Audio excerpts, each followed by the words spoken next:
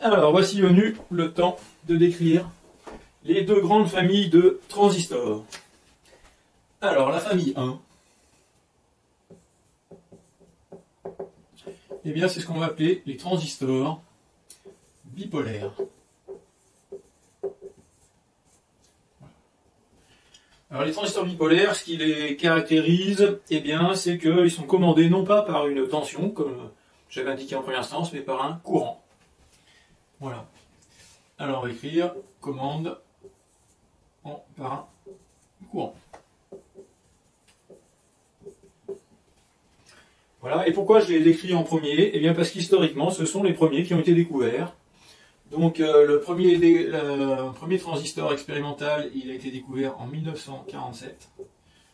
Donc, je vous rappelle, la triode, c'était en 1906. Voilà. Et puis, les premiers fabriqués industriellement, c'est 1952. Voilà. Et en 1952, c'est là que sortent les premières petites radios portatives qu'on va appeler également des transistors, en fait, du nom du composant.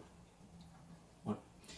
Et puis, voilà, pour moi, j'en dis pas plus, hein, c'est une présentation rapide, je reviendrai dessus très en détail, hein, sur ces transistors bipolaires, parce qu'ils sont quand même très utilisés.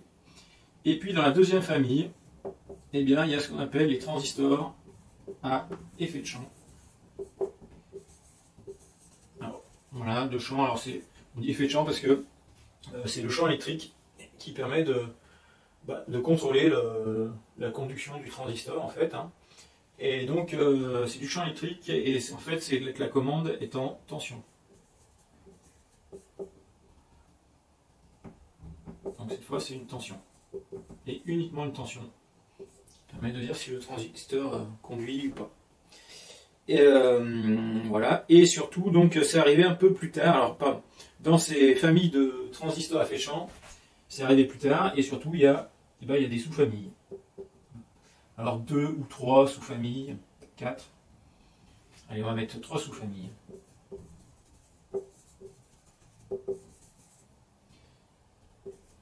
Donc ça en fait, voilà, ça en fait pas mal. Alors la première sous-famille, que je vais mettre juste avec un tiret comme ça, eh bien c'est les JFET. Alors ça veut dire Junction en anglais, Field Effect Transistor. Donc Field Effect Transistor, ça veut dire transistor à effet de champ. D'accord. Et là, adjonction. Voilà, parce que dedans, ça marche avec une jonction PN. Voilà. Et donc ces transistors JFET, eh bien eux, ils sont découverts en 1951. Découverts en laboratoire. Voilà, je vous dirai quand est-ce qu'ils sont utilisés. Ensuite, il y a ce qu'on appelle les MOSFET.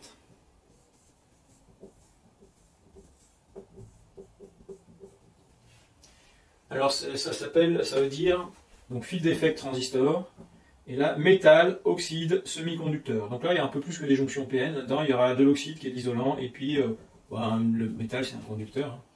Voilà, donc ça arrive un peu plus tard. J'ai noté que c'était découvert en 1960. Voilà. Et puis alors là il y a deux sous-familles, ou des sous-sous-familles si vous voulez. Il y a les MOSFET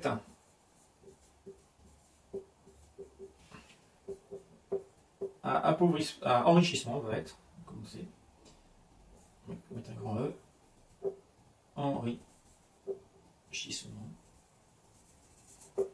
Et il y a les MOSFET à appauvrissement.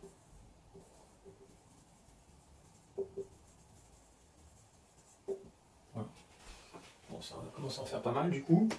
Bon, la grosse différence entre les deux, c'est que, disons que de base, ceux-là, c'est plutôt des transistors qui sont bloqués, et en fait, il faut envoyer une tension sur la commande pour arriver à les rendre passants.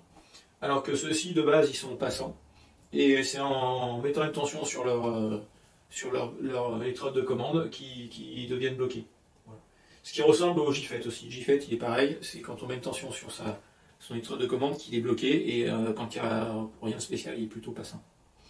Voilà. Alors ça fait déjà pas mal. Et ensuite, il reste une dernière sous-famille, pardon, alors, qui s'appelle l'IGBT. Alors, c'est Insulate Gate Power Non, bipolar transistor, BT, IGBT. Donc ça, c'est un transistor bipolaire à grille isolée, en traduction français. Voilà, grille, c'est l'électrode de commande, voilà, qui porte ce nom dans le cas de ce transistor. Et alors ça, je les classe dans les transistors effet de champ parce que c'est bien une commande en tension. Mais en fait, ce transistor, c'est un hybride entre le transistor bipolaire et le transistor MOSFET. Voilà. À l'origine, d'ailleurs, les premiers qui ont été faits, ils ont été faits en mélangeant, enfin en prenant un assemblage de transistors MOSFET et de transistors bipolaires, comme ici. Voilà.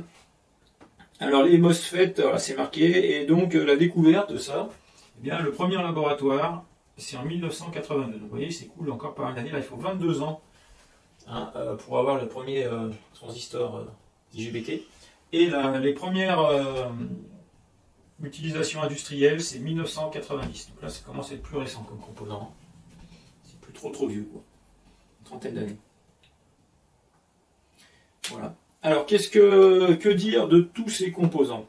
Alors ici, ça en fait combien déjà? On va les compter. Donc ça fait 1.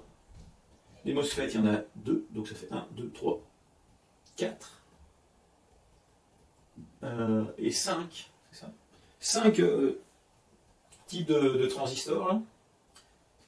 1, 2, 3, 4, 5. Voilà. Et en fait, pour chaque variété de transistors, eh bien, il va en exister deux types, les types N, négatifs, ou les types P, positifs. Voilà. Ça veut dire qu'au global, pour connaître tous ces composants, ben, il y en a une dizaine à connaître. Voilà. Donc ça fait beaucoup. Voilà. Et en fait, ben, on va pas tout étudier. On va pas tout étudier en détail non plus, parce qu'on n'y arrivera pas. Hein. Mais on va étudier ce qui est le plus fréquemment utilisé, on va dire ça. Alors, je vais vous dire à peu près les plus utilisés quand même. Donc celui qui est le plus répandu dans tout le monde entier, là, je pense que c'est le MOSFET.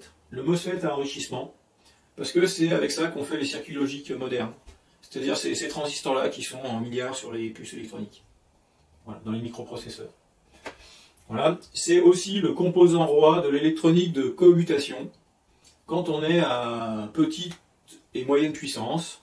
Voilà.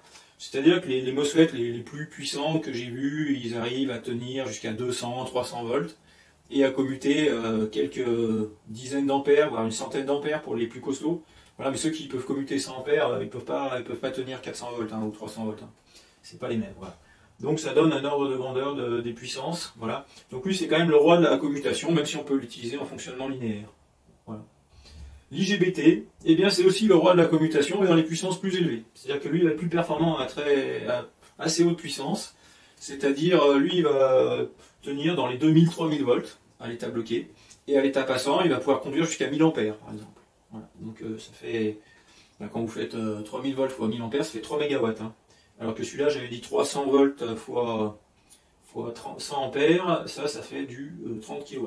Donc voilà, les échelles de puissance, c'est pas les mêmes. Hein. Pas du tout, pas du tout. Voilà. En commutation, si on peut aller encore plus haut en puissance avec un composant qui s'appelle le GTO, mais que je n'ai pas décrit ici parce que le GTO, c'est pas un transistor. C'est un composant qui correspond plutôt au thyristor. Voilà, thyristor, vous étudierez en deuxième année. Voilà. Et puis voilà, et puis il y a encore un composant, le CGT, je crois, qui est encore un peu plus puissant que le GTO, mais qui ressemble. Voilà. Donc ça, bon, on n'en parle pas plus. Donc ça c'est voilà, en électronique de commutation c'est ces deux-là. En électronique linéaire, c'est les bipolaires, ils restent assez compétitifs en électronique linéaire. Par contre en commutation ils se sont fait complètement manger par les MOSFET puis après les IGBT. C'est-à-dire que les MOSFET ont remplacé les transistors pour les commutations à faible puissance au début. Et puis voilà, et dans les années 90, eh bien, c'est les IGBT qui ont remplacé les transistors bipolaires pour les commutations de forte puissance. Voilà. Donc ces transistors bipolaires, ils savent faire de la forte puissance. Voilà, par contre, en amplification et en régime linéaire, c'est encore très utilisé les transistors bipolaires. Voilà. Pas de problème. Donc c'est le plus vieux, mais il n'est pas complètement désuet. Le transistor à effet de champ, alors c'est un transistor qui ne fait pas beaucoup de puissance. Voilà. C'est des petits transistors de signaux. Ils sont utilisés en haute fréquence. Ils sont très bons. Enfin, moi, j'ai remarqué qu'ils étaient très bons pour faire des oscillateurs de fréquences très très stables qui permettent de faire les fréquences d'émission des émetteurs, par exemple. Voilà, ils sont assez performants là-dedans. Voilà. Bon, et voilà, ensuite, ils ont chacun tout un tas d'avantages. Dans les MOSFET, quand même, je dirais que voilà, les MOSFET à enrichissement, là, c'est ce qui est ultra dominant. Ceux-là, pour vous dire, j'en ai jamais manipulé de ma vie.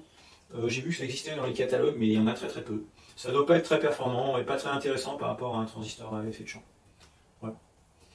Voilà, et bien j'ai terminé mon introduction sur les transistors. Et maintenant, on va étudier en détail les transistors les plus fréquemment utilisés. Alors, j'hésitais à savoir si je commençais par le bipolaire ou le MOSFET. Alors, l'IGBT, de toute façon, si on l'utilise, ça sera en dernier, puisque de toute façon, ça sera un mélange des deux. Donc, pas de problème. Alors, je pense qu'on va commencer par celui-là. Voilà. La prochaine fois, je vous parlerai de celui-là un peu plus en détail. Celui-là, il est très ressemblant, donc peut-être qu'on fera dans la foulée. Et puis, je terminerai par le transistor bipolaire, où il y a énormément de choses à dire. Voilà. Mais bon, peut-être je ferai l'impasse sur le transistor effet de champ, on verra avec le temps qu'on a.